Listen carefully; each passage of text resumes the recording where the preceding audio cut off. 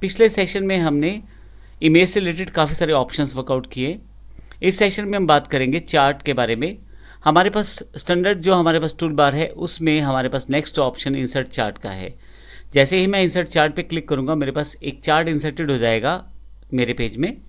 अब यहाँ पे जैसे ही चार्ट इंसर्टेड हुआ है और अगर आपने चार्ट को सिलेक्ट किया हुआ है तो आपके पास चार्ट बार भी यहाँ दिखाई देगी, जो कि हमारे पास एक फॉर्मेटिंग बार के रूप में है। अगर आप यहाँ डॉट्स वाले मेन्यू पे क्लिक करके थोड़ा सा नीचे लेके आए तो इस बार का नाम आप देख सकते हैं। मैं यहाँ पे फिर से वापस इसे सेटअप कर देता हूँ। यहाँ जब आप चार्ट पे क्लिक करते हैं तो ये बार आपके पास अवेलेबल रहती है। अगर बाहर क्लिक करूँ तो फिर से वापस आप नॉर्मल लिब्रे ऑफिस राइटर के कॉन्टेक्स्ट में आ जाएंगे। नॉर्मल बार्स आपके सामने दिखाई देनी शुरू हो जाएंगी। मैं फिर से क्लिक कर देता हूँ चार्ट पे।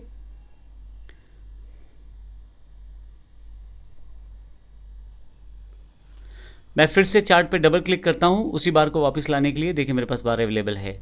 सबसे पहले आपके पास एरिया सेलेक्ट करने का ऑप्शन है। चार्ट एरिया सेलेक्ट कर सकते हैं आप, या लेजेंड एरिया सेलेक्ट कर सकते हैं, यानी कि जो साइड पे टाइटल्स दिए गए हैं ये लेजेंड्स कहलाते हैं, ये सिलेक्ट कर सकते हैं। या इस तरह से जो वाई एक्सिस या एक्स एक्सिस इन सबको आप सेलेक्ट कर सकते हैं। मैं एक्स एक्सिस को सिलेक्ट करता हूँ तो एक्स एक्सिस मेरे पास सेलेक्ट हो जाएगा। अभी मैं इसे चार्ट एरिया पर रहने देता हूँ, यानी कि पूरा पूरा चार्ट सेलेक्ट कर लेता हूँ। इसके अलावा फॉर्मेट सिलेक्शन आपके पास है। यहाँ से आपके पास बॉर्डर, एरिया और ट्रांसपेरेंसी से रिलेटेड ऑप्शन है, आप इनको सेलेक्ट कर सकते हैं, सेटिंग कर सकते हैं ताकि आपका चार्ट उसके अकॉर्डिंग दिखाई दे। चार्ट एरिया में आपके पास फिर से ट्रांसपेरेंसी यहाँ पे दिखाई दे रहा है। डायरेक्टली आपको इन्हीं तीन एरियाज़ पे लेके जा रहा है, बॉर्डर, एरिया और ट्रांसपेरेंसी, और आप इनके ऑप्शंस यहाँ से सेटअप कर पाएंगे। लेकिन हम यहाँ पे सबसे इंपॉर्टेंट पार्ट पे चलते हैं, वो है हमारे पास डेटा टेबल।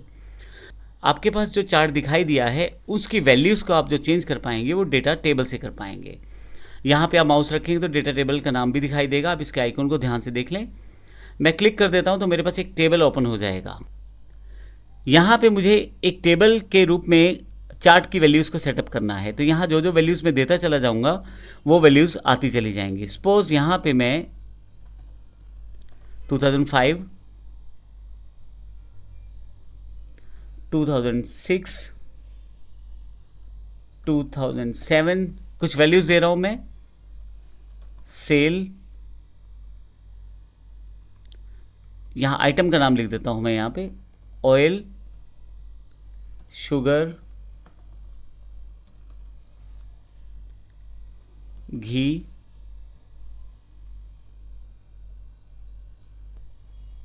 और सर्फ। अब इनकी वैल्यूज़ को यहाँ अगर आप नीचे देखें तो सारी वैल्यूज़ यहाँ दिखाई दे रही हैं। ये लेजेंड्स चेंज हो चुके हैं यहाँ पे, जो ऊपर मैंने यहाँ पे वैल्यूज़ चेंज की थी।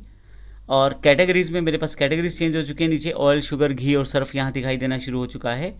मैं यहाँ पे वैल्यूज़ इंसर्ट कर सकता हूँ अकॉर्डिंग टू जो मेरे पास डेटा आ रहा है उसके अकॉर्डिंग। मैं यहाँ पे वैल्यू सेट कर देता हूँ 5, 6, 3 और 1 और 1।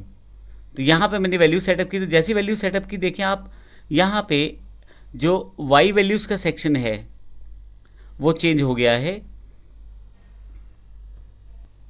ऑयल में 5 है 2005 के लिए, शुगर में वाई वैल्यू सेक्शन 6 है 2005 के लिए, घी में 3 है 2005 के लिए। ब्लू लाइंस जो है 2005 को इंडिकेट कर रही हैं। अब यहाँ देखें 2005 के लिए ब्लू लाइंस का यूज़ किया गया है और मैंने यहाँ पे ब्लू लाइन की वैल्यू को ही चेंज किया है ऑयल, शुगर, घी, सर्फ के लिए। ऑयल, शुगर, घी, सर्फ मेरे पास यहाँ पे 4 कैटेगरीज हैं।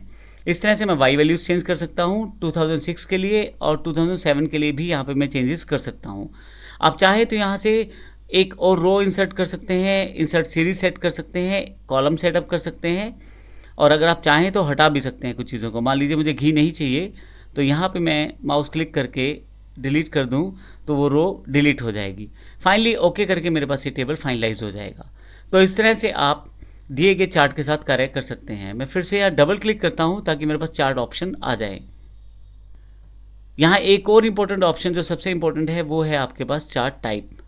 मैं यहाँ क्लिक कर दूँ तो मेरे पास डिफरेंट तरह के चार्ट टाइप्स अवेलेबल हो जाएंगे, जिसमें कॉलम, बार, पाई, बहुत सारे चार्ट हैं। और ये चार्ट जैसे जैसे आप क्लिक करते रहेंगे वैसे वैसे प्रीव्यू भी बैक साइड पे आप देख सकते हैं।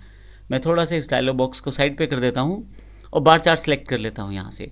तो आप देखेंगे यहाँ पे बार चार्ट जो है सिलेक्टेड हो गया है। ओके करते ही ये चार्ट टाइप अप्लाई हो जाएगा और इस तरह से मेरा जो चार्ट है वो तैयार है।